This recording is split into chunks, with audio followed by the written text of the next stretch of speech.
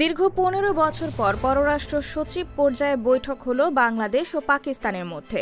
বৈঠকটি এমন এক সময় হলো যখন বাংলাদেশ ভারত সম্পর্ক অনেক গুরুত্বপূর্ণ বিষয়ে টানাপোড়েনের মধ্য দিয়ে যাচ্ছে, বিশেষ করে সীমান্ত হত্যা, পানি বণ্টন, ট্রান্সশিপমেন্ট এবং সংখ্যালঘুদের নিরাপত্তার মতো ইস্যুতে।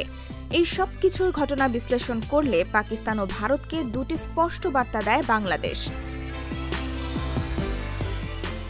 প্রথম আলোতে প্রকাশিত পত্রিকাটির যুগ্ম সম্পাদক ও কবি সোহরাব হাসানের লেখা একটি কলাম বিশ্লেষণ করে এটি দৃশ্যমান হয় তিন দেশের রাজনীতিতে।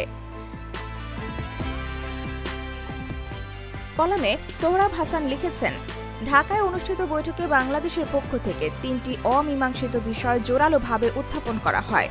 ১৯৭১ সালের মুক্তিযুদ্ধে পাকিস্তানি বাহিনীর গণহত্যার জন্য আনুষ্ঠানিকভাবে ক্ষমা চাওয়া, পাকিস্তানের কাছে বাংলাদেশের $৪৩২ কোটি পাওনা পরিশোধ এবং আটকে পড়া ৩,২৫,০০০ পাকিস্তানিকে ফেরত নেওয়া। এছাড়া ১৯৭০ সালের ঘূর্ণিঝড়ের পর আন্তর্জাতিক সহায়তা হিসেবে পাঠানো $২০ কোটি হিসাবও চাওয়া হয় পাকিস্তানের কাছে। যদিও পাকিস্তানের পররাষ্ট্র সচিব আমনা বালুচ বৈঠক শেষে আলোচনা চমৎকার হয়েছে বলে মন্তব্য করেন, কিন্তু পাকিস্তানের পররাষ্ট্র মন্ত্রণালয়ের বিবৃতিতে বাংলাদেশের কোনো দাবির বিষয়ে কিছু বলা হয়নি। সেখানে শুধু দ্বিপক্ষীয় সম্পর্ক উন্নয়নের আকাঙ্ক্ষার কথা বলা হয়। এটি পাকিস্তানের প্রতি বাংলাদেশের প্রথম বার্তা যে ইতিহাস, ন্যায় বিচার ও জাতীয় স্বার্থকে উপেক্ষা করে সম্পর্ক গড়া সম্ভব নয়।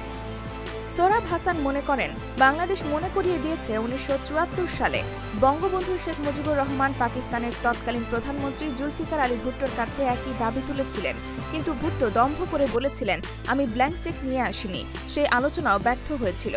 তাই এ বৈঠকের মাধ্যমে অন্তর্বর্তী সরকার স্পষ্ট করে বলেছে, গণহত্যার দায় স্বীকার না করে, বকেয়া অর্থ ফেরত না দিয়ে ও আটকে পড়া নাগরিকদের না ফেরালে সম্পর্ক স্বাভাবিক হতে পারে না।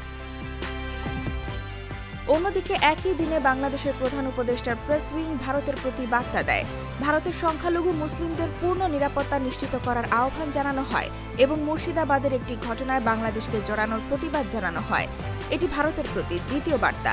সংখ্যালঘুদের নিরাপত্তা কেবল বাংলাদেশের একক দায়িত্ব নয়, ভারতকেও নিজেদের সংখ্যালঘুদের সুরক্ষা দিতে হবে। একে অপরের বিরুদ্ধে অভিযোগ না তুলে নিজেদের ঘরের দিকে নজর দেওয়া জরুরি। এখন কেউ কেউ হয়তো ভাবছেন, বর্তমান সরকারের অবস্থান পাকিস্তানমুখী হয়ে পড়েছে, কিন্তু প্রথম আলোর বিশ্লেষণ বলছে, এই বৈঠকের মধ্য দিয়ে অন্তর্বর্তী সরকার দেখিয়ে দিয়েছে যে বাংলাদেশ কোনোভাবেই ১৯৭১-এর ইতিহাস বা জাতির আত্মত্যাগকে ভুলে গিয়ে সম্পর্ক গড়তে রাজি নয়। আবার একই সঙ্গে তারা ভারতের দিকেও স্পষ্ট বার্তা দিয়েছে, কূটনৈতিক সম্পর্ক পারস্পরিক সম্মান ও ভারসাম্যের ভিত্তিতেই চলবে।